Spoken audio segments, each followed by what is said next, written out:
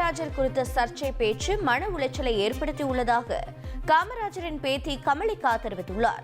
கும்பகோணத்தில் பேசிய கமலிகா, காமராஜர் எப்படி வாழ்ந்து மறைந்தார் என்பது மக்களுக்கு தெரியும். காமராஜர் பெயருக்கு களங்கம் விளைவிப்பதற்காக இப்படி பேசினார்களா என தெரியவில்லை என்று வேதனை தெரிவித்துள்ளார்.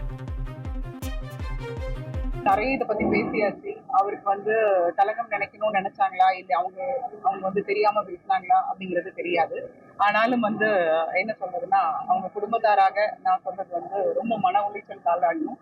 ஏன்னா எந்த அளவுக்கு தாத்தா வாழ்ந்தாங்க அப்படிங்கிறது சொல்லி சொல்லி வளர்ந்துருக்காங்க. நமக்கு எல்லாருக்குமே, இந்த நாட்டுக்கும் சரி நாட்டு மக்களுக்கும் எல்லாருக்குமே தெரியும் அவர் எப்படி வாழ்ந்து மறைந்தார் அப்படின்னு சொல்லிட்டு. அவர் மறையும் போது அவர்கிட்ட இருந்தது எதுவுமே இல்லை அப்படிங்கிறதுதான்.